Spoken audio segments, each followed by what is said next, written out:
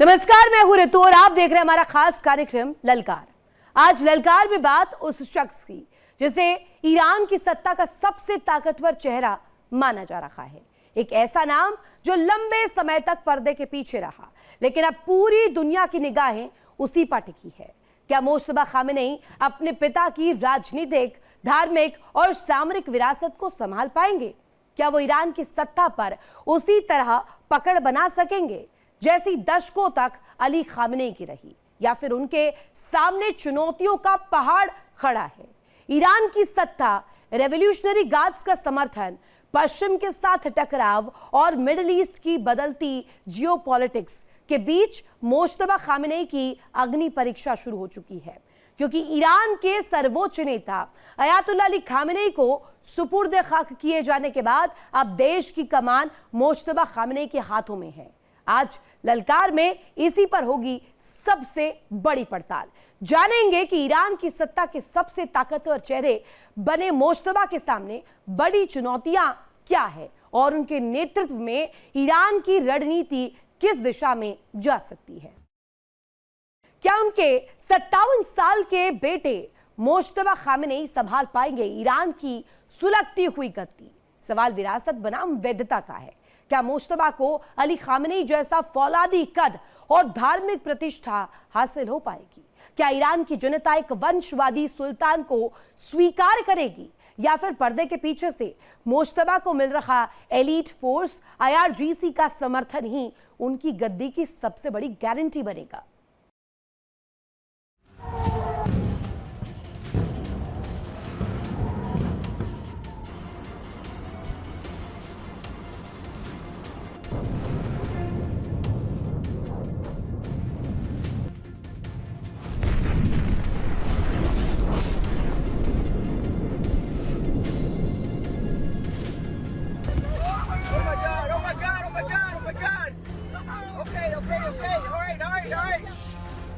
विरासत सिर्फ कुर्सी की नहीं होती, विरासत विचारों की भी होती है, विरासत सत्ता की भी होती है, और विरासत उस भरोसे की भी होती है जो दशकों में बनता है।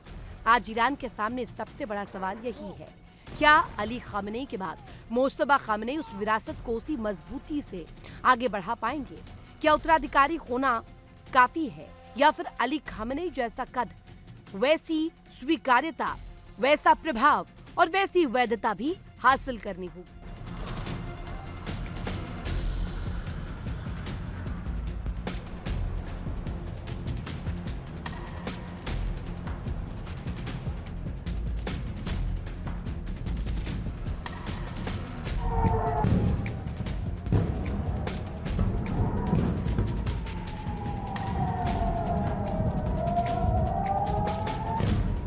करीब 4 दशक, इतने लंबे समय तक अली खामेनेई ईरान की सत्ता के सबसे अहम केंद्र पर रहे। इस दौरान ईरान ने युद्धोत्तर दौर, अंतर्राष्ट्रीय प्रतिबंध, क्षेत्रीय संघर्ष, परमाणु विवाद और पश्चिमी देशों के साथ लंबे तनाव जैसे कई दौर देखे।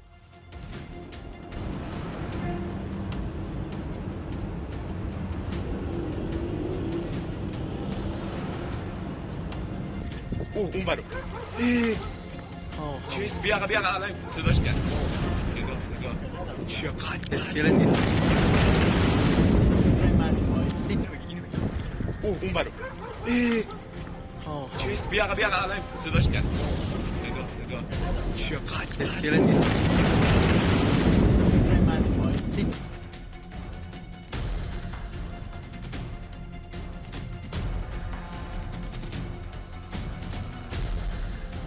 इसी दौर में ईरान ने अपनी रक्षा क्षमता मजबूत भी की, क्षेत्रीय प्रभाव भी बढ़ाया और बाहरी दबाव के बावजूद अपनी रणनीतिक दिशा बनाए रखी।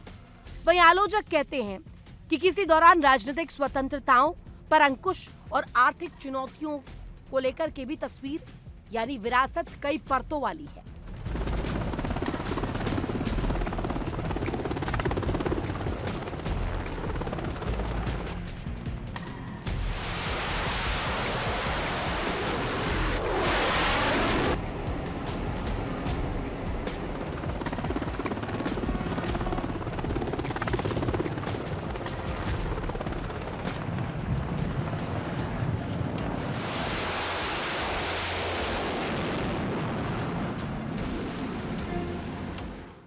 अली खामनेई की ताकत सिर्फ सर्वोच्च नेता की संवैधानिक शक्तियों से नहीं आई, उनकी ताकत सत्ता की अलग अलग स्तंभों के बीच संतुलन बनाने से आई। धार्मिक प्रतिष्ठा, सुरक्षा, प्रतिष्ठान का भरोसा, राजनीतिक संस्थाओं पर प्रभाव, लंबे अनुभव ने उन्हें एक ऐसा नेता बनाया जिसके फैसलों का असर सिर्फ ईरान तक सीमित नहीं रहा।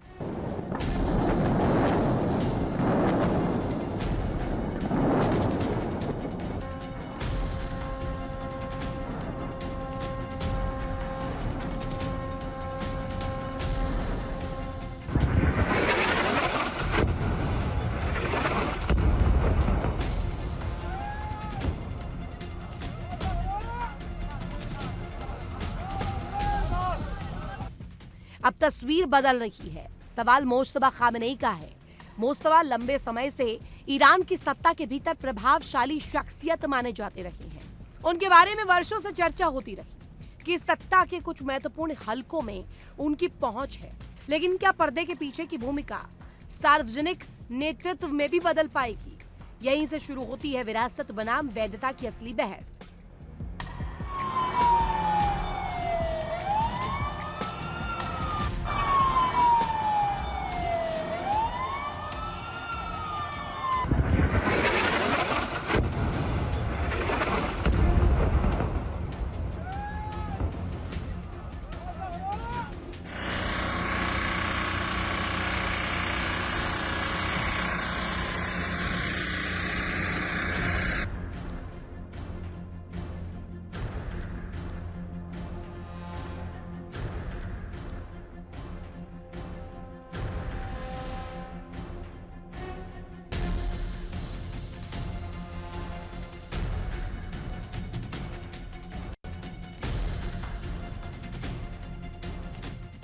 क्योंकि विरासत सौंपी जा सकती है, लेकिन वैधता कमानी पड़ती है। जनता के बीच, धार्मिक नेतृत्व के भीतर और सत्ता प्रतिष्ठान में भी। अगर नेतृत्व को सिर्फ उत्तराधिकार की नजर से देखा गया तो सवाल उठेंगे, लेकिन अगर नेतृत्व अपनी क्षमता से भरोसा जीतता है तो वही विरासत नई ताकत बन जाती है।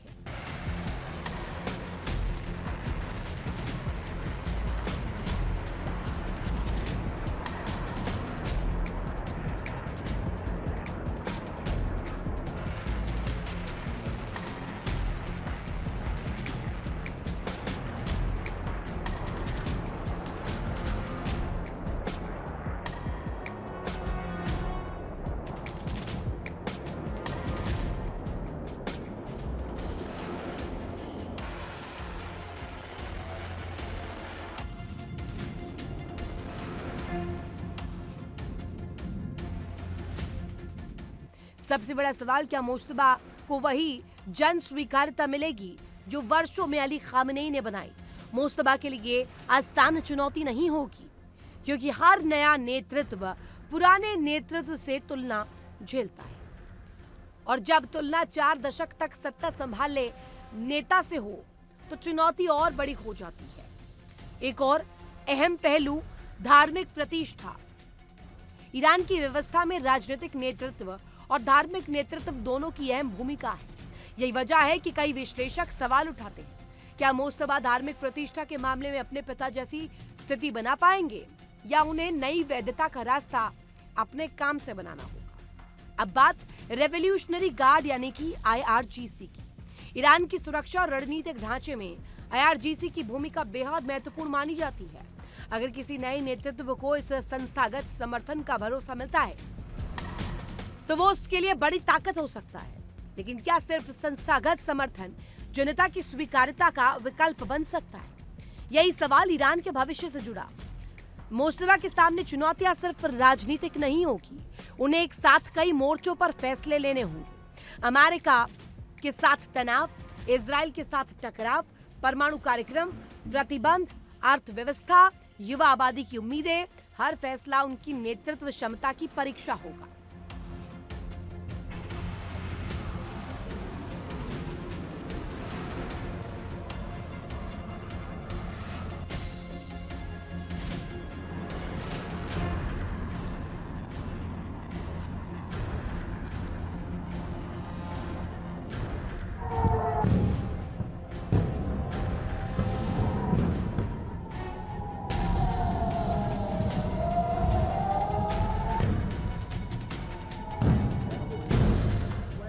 क्या मुस्तफा अली खामेनेई की तरह ईरान को एकजुट रख पाएंगे? क्या मुस्तफा सत्ता के सभी केंद्रों के बीच वैसा ही संतुलन बना पाएंगे? क्या मुस्तफा ईरान की विदेश नीति को उसी दिशा में आगे बढ़ाएंगे या नई रणनीति अपनाएंगे? इन सवालों के जवाब समय देगा। इतिहास गवाह है, सत्ता विरासत में मिल सकती है, लेकिन नेतृत्व विरासत में नहीं मिलता।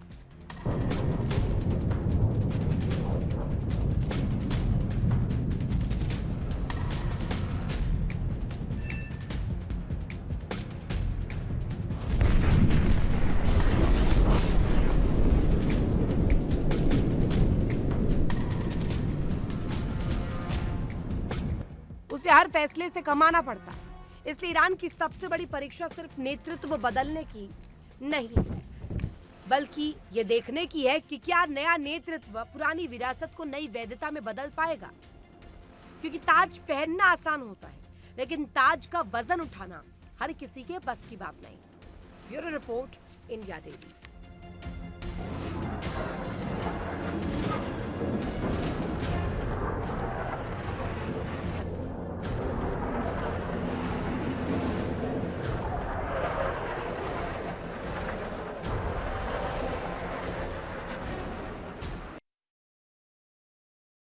ईरान बाहरी दुश्मनों से ज्यादा आज अपने भीतर सुलग रही चिंगारी से परेशान है।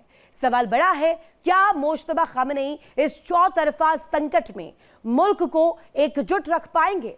एक तरफ युद्ध और आर्थिक पतन का डर है, दूसरी तरफ आजादी और रोजगार चाहती नई युवा पीढ़ी का भारी आक्रोश।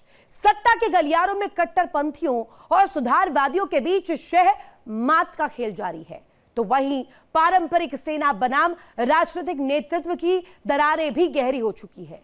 क्या युद्ध के समय राष्ट्रवाद सरकार का सुरक्षा कवच बनेगा या फिर अंदरूनी बगावत नया जन विद्रोह सुलगाएगी? एक नेता, कई संकट, आखिरकार क्या करेंगे मुस्तफा खामेनेई? देखिए इस विशेष रिपोर्ट में।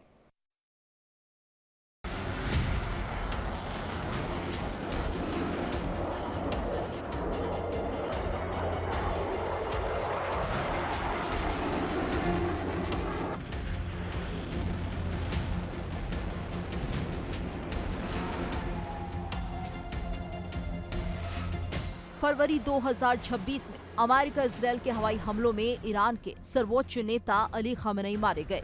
लगभग एक हफ्ते बाद असेंबली ऑफ एक्सपर्ट्स ने उनके बेटे मुस्तफा खामेनेई को नया सर्वोच्च नेता घोषित कर दिया। लेकिन ये कुर्सी जितनी बड़ी है, चुनौतियां उससे कहीं ज्यादा बड़ी हैं। युद्ध, आर्थिक तबाही, जनता का गुस्सा और सत्ता के भीतर की खींचतान मुस्तफा को विरासत में एक जलता हुआ ईरान मिला है।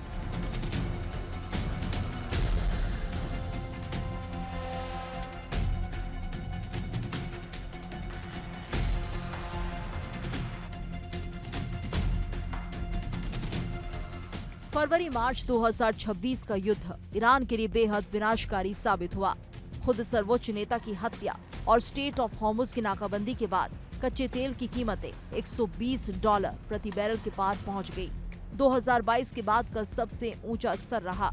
युद्ध विराम के बाद भी हालात सामान्य नहीं हुए। कट्टरपंथी खेमा मानता है कि युद्ध विराम की शर्तें अपमानजनक थीं, जबकि सुधारवादी सोच वाला धड़ा अमेरिका से बातचीत के जरिए प्रतिबंध हटवाना चाहता है।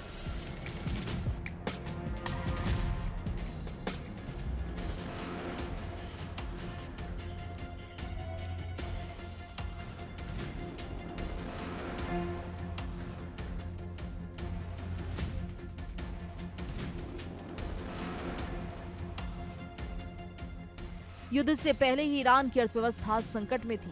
रियाल की कीमत लगातार गिर रही थी, महंगाई दर 30% से ऊपर बनी हुई थी और खाने पीने की चीजों की महंगाई तो 70% तक पहुंच गई थी। विश्व बैंक ने अनुमान जताया कि 2025 और 2026 दोनों साल ईरान की अर्थव्यवस्था सिकुड़ेगी।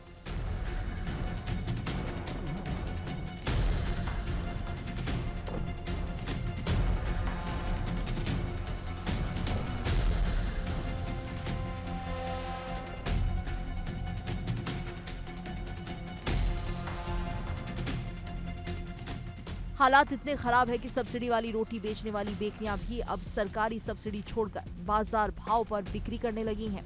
मजदूरों, पेंशनरों, किसानों, हर तबके की एक ही मांग है, बकाया वेतन और बुनियादी सुविधाएं मिले।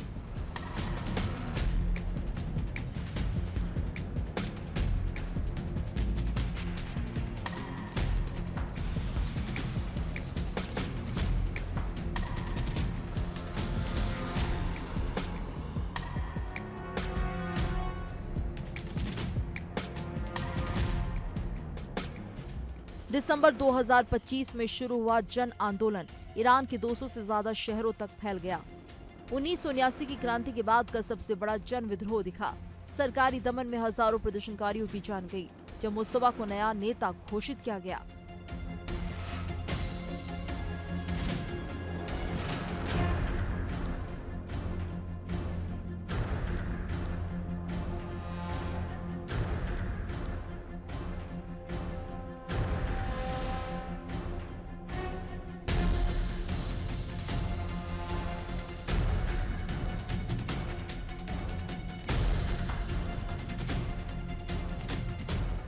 कई इलाकों में घरों की खिड़कियों से मुस्तफा के मौत के नारे गूंजे। खamenei के अंतिम संस्कार के दौरान भी जहां एक तरफ सरकार समर्थकों की भीड़ जुटाई गई, वहीं दूसरी तरफ प्रतिरोध की गतिविधियां जारी रहीं। यानी सत्ता के भीतर भी सब कुछ ठीक नहीं है। राष्ट्रपति मसूद पेजेश्कियान जैसे व्यवहारिक नेता अमेरिका से बातचीत और प्रतिबंध हटाने के पक्ष में है, जबकि कट्टरपंथी खेमा बदले की भावना से भरा है।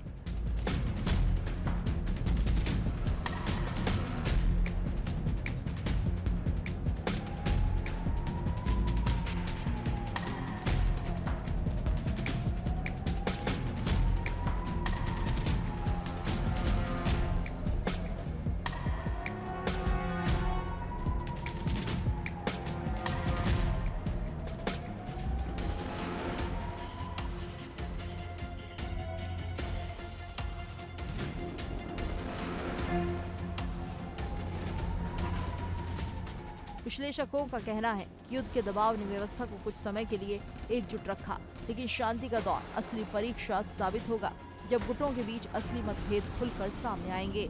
अब सवाल उठता है, क्या मुस्तफा इन सारी दरारों को पाट पाएंगे?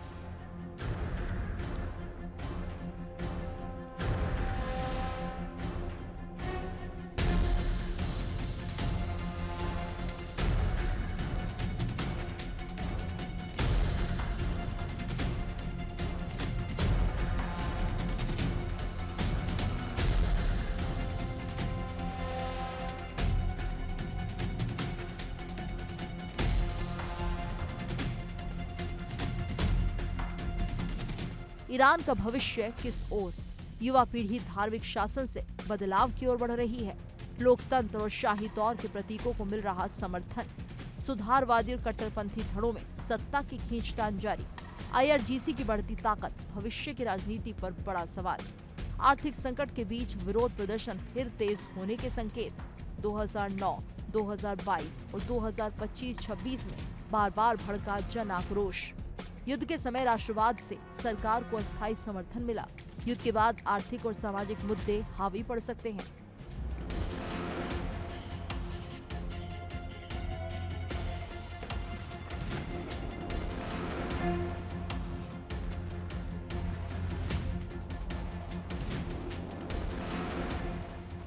मुस्तफा खamenei के पास ना कोई चुनावी जनादेश है, न जनता के बीच खुली पहचान। उनकी ताकत सीधे IRGC और सुरक्षा तंत्र से आती है।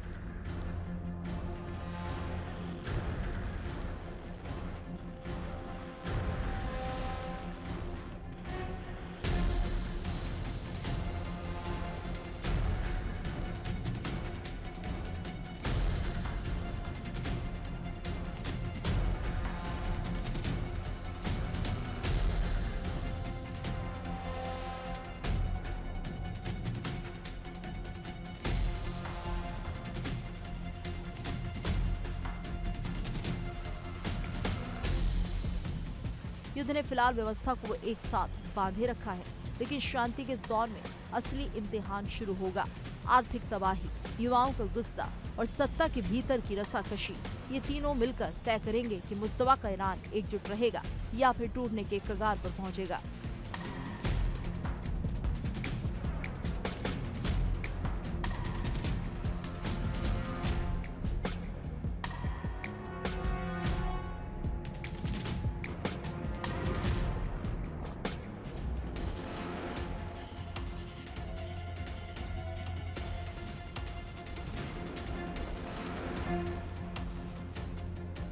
Bureau report, India daily.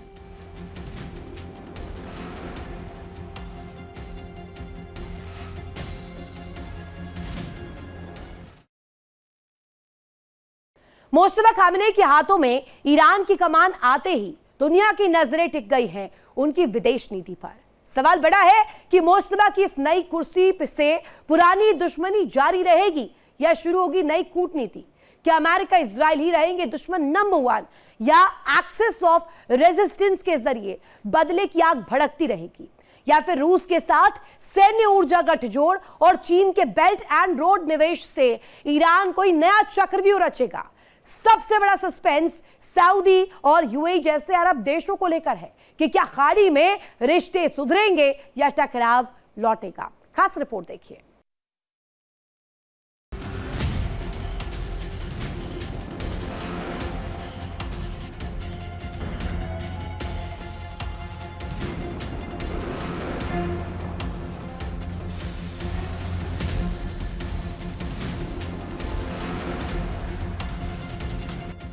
सर्वोच्च नेता की कुर्सी बदल गई, लेकिन क्या ईरान की विदेश नीति भी बदलेगी? मुज्तबा खामनेई को विरासत में मिला है एक ऐसा ईरान जो अमेरिका इजराइल से युद्ध लड़ चुका है और जिसके पड़ोसी अरब देश असमंजस में हैं। दोस्ती बढ़ाएं या दूरी? सवाल एक ही है कि मुज्तबा का ईरान दुनिया से घिरेगा या दुनिया को घेरने की कोशिश करेगा।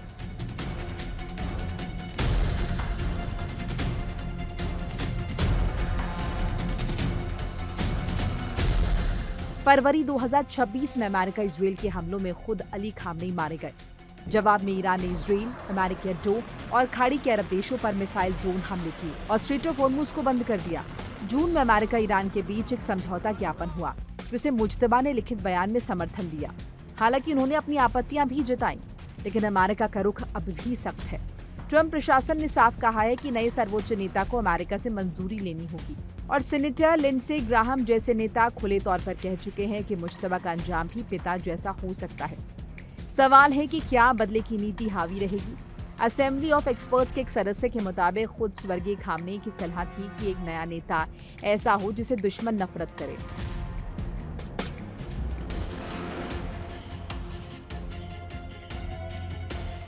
यानी टकराव की विरासत जानबूझकर आगे बढ़ाई जा रही है। दूसरी तरफ राष्ट्रपति पेजेशियान जैसे व्यवहारिक नेता चाहते हैं कि बातचीत जारी रहे ताकि प्रतिबंध हटे और अर्थव्यवस्था संभल सके। यही खींचतान आने वाले महीनों में मुज्तबा की असली परीक्षा होगी। दशकों से ईरान ने हिजबुल्लाह, हूती और इराक, सीरिया की मिलिशिया के जरिए एक्सिस ऑफ रेजिस्टेंस खड़ा किया था, लेकिन 2024 से 26 के लगातार युद्ध ने इस नेटवर्क को पूरी तरह कमजोर कर दिया। हिजबुल्लाह ने खामनेई की हत्या के बदले में इजराइल पर अटैक किए, जिससे लेबनान में नई जंग छिड़ गई। लेकिन ये जवाबी कार्रवाई क्षणिक साबित हुई। जानकारों का मानना है कि सैन्य रूप से बर्बाद हो चुका ये नेटवर्क अब पहले जैसी ताकत से दोबारा खड़े होने में सालों लगा सकता है।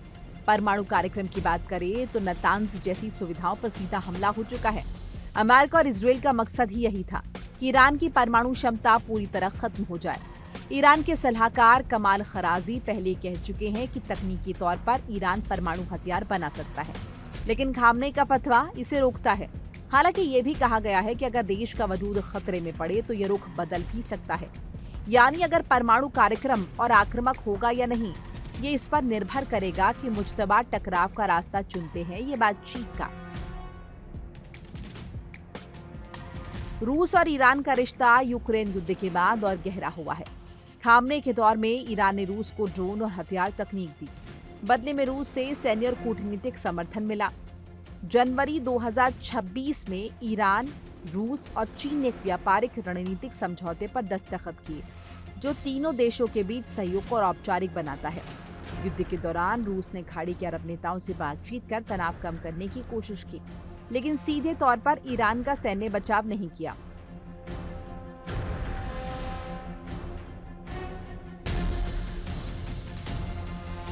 ऊर्जा क्षेत्र में भी सहयोग जारी है। रूस का international north south transport corridor Iran से होकर गुजरता है, जो पश्चिमी प्रतिबंधों को दरकिनार करने का एक रास्ता बन गया है। लेकिन सवाल ये है कि क्या रूस अपनी यूक्रेन जंग में उलझा होने की वजह से ईरान को उतना समर्थन दे पाएगा जितना मुज्तबा को चाहिए। जानकारों का कहना है कि रूस के लिए ईरान एक रणनीतिक साझेदार तो है, लेकिन प्राथमिकता नहीं। यानी ये रिश्ता व्यावहारिक ज्यादा है, गहरी दोस्ती कम। चीन ईरान का सबसे बड़ा व्यापारिक साझेदार है और प्रतिबंधों के बावजूद ईरानी तेल का सबसे बड़ा खरीदार बना हुआ है।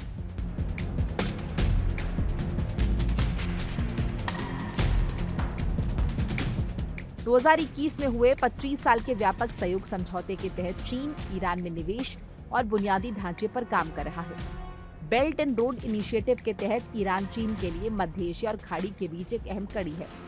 डॉलर के विकल्प के तौर पर भी चीन की भूमिका बढ़ रही है। क्षेत्र में अब स्थानीय मुद्राओं में व्यापार, जिसे कुछ विश्लेषक पेट्रो युआन कहते हैं, तेजी से बढ़ रहा है।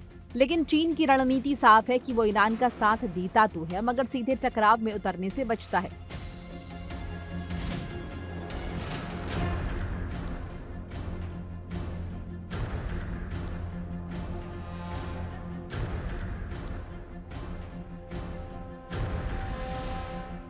जब सितंबर 2025 में यूरोपीय देशों ने ईरान पर फिर प्रतिबंध लगाए तो चीन ने कहा कि दुनिया को ईरान पर दबाव बनाना बंद कर देना चाहिए।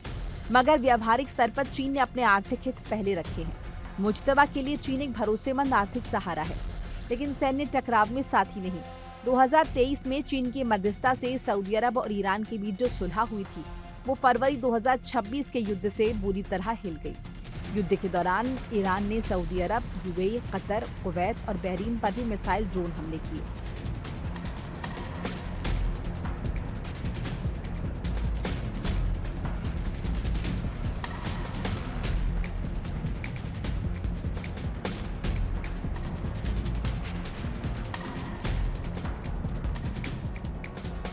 यूएई पर सबसे ज्यादा हमले हुए, इजराइल से भी ज्यादा।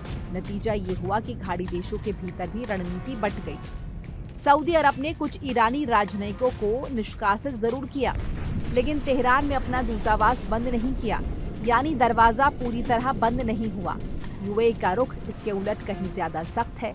उसने इजराइल से Iron Dome missile defence system हासिल किया और बदले में ईरान पर जवाबी हमले किए।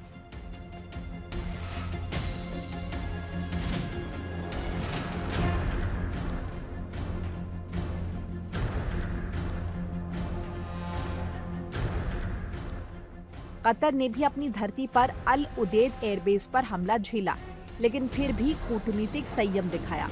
दिलचस्प बात यह है कि सऊदी अरब और यूएई के बीच भी दरार गहरी हो गई है। दोनों भी दूसरे के प्रतिद्वंदी बनते जा रहे हैं, चाहे यमन का मसला हो या इजराइल से नजदीकी का। जानकारों का कहना है कि खाड़ी देश अब अमेरिका, चीन और रूस तीनों के बीच संतुलन बनाकर अपने हित साधने की कोशिश कर रहे हैं। किसी एक पाले में पूरी तरह जाने से बच रहे हैं।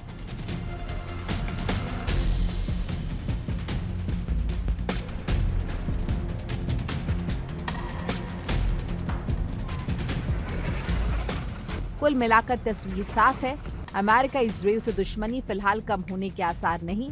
एक्सेस ऑफ रेजिस्टेंस कमजोर है लेकिन खत्म नहीं। रूस और चीन आर्थिक रणनीतिक सहारा तो है, मगर सैन्य गारंटी नहीं। और अरब पड़ोसी खुद बचे हुए हैं।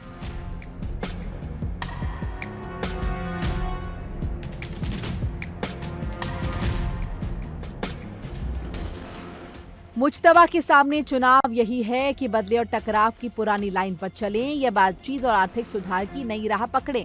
यही तय करेगा कि आने वाले सालों में ईरान अकेले पड़ता है या नए दोस्त बनाकर खुद को फिर से मजबूत करता है।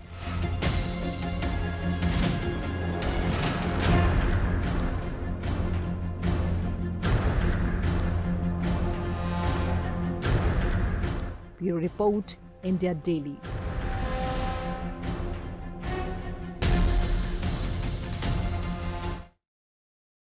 तो ललकार में आज के लिए बस इतना ही। कल फिर होगी मुलाकात। आप देखते रहिए इंडिया डेली। देखिए इंडिया डेली 24/7 अब आपके स्मार्ट टीवी पर।